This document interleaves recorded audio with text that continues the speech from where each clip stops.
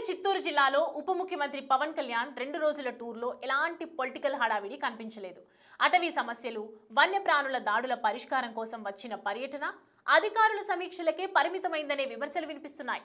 స్థానిక ఎమ్మెల్యేలు, ఇతర ప్రజాప్రతినిధులకు ఆయనను కలిసేందుకు అవకాశం దక్కలేదు. మాముండూరులో శ్రీకాళహస్తి ఎమ్మెల్యేకి, తిరుపతి సమీక్షలో జనసేన ఎమ్మెల్యేకి సైతం నో ఎంట్రీ బోర్డు కనిపించింది.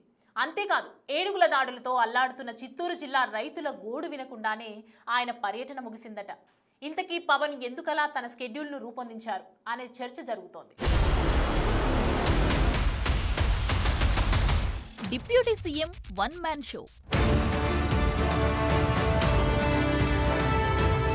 వచ్చారు, తిరిగారు, వెళ్లారు.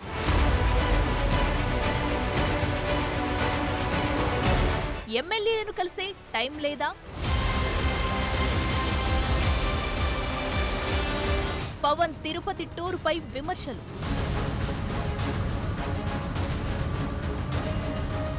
డిప్యూటీ సీఎం తమ జిల్లాలకు వస్తున్నారంటే స్థానిక నాయకులు కూడా ఇతర పర్యటనలు మానుకుని ఆయన్ను కలవాలని ప్రయత్నిస్తారు.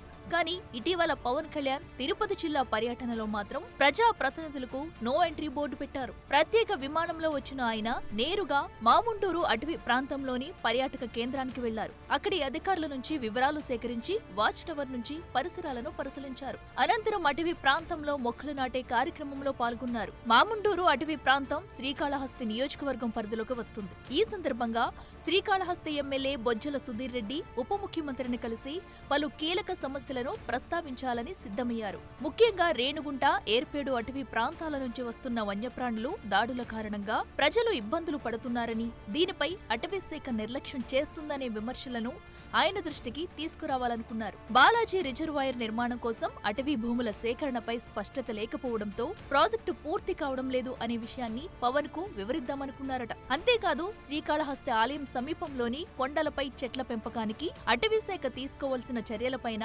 ఆయనతో డిస్కస్ చేద్దామని రెడీ అయ్యారట. అయితే పవన్ వ్యక్తిగత సిబ్బంది నుంచి ఆ టూర్ కు ఎవరూ రావాల్సిన అవసరం లేదని సమాచారం ఇచ్చారు. దాంతో బొజ్జల సుధీర్ రెడ్డి పవన్ టూర్ కు దూరంగా ఉండాల్సి వచ్చింది. ఇక తిరుపతిలో జరిగిన అటవీశాఖ రివ్యూ సమావేశానికి సైతం స్థానిక ఎమ్మెల్యేలు ఎవరికీ అవకాశం ఇవ్వలేదనే విమర్శలు వినిపిస్తున్నాయి. సాధారణంగా మంత్రులు లేదా ముఖ్యమంత్రి సమీక్షలు నిర్వహించినప్పుడు ఆయా జిల్లాల ప్రజాప్రతినిధులు హాజరై తమ నియోజకవర్గ సమస్యలను చెబుతుంటారు. కానీ ఇక్కడ జనసేన తిరుపతి ఎమ్మెల్యేను సైతం సమావేశంలోకి రానివ్వలేదట.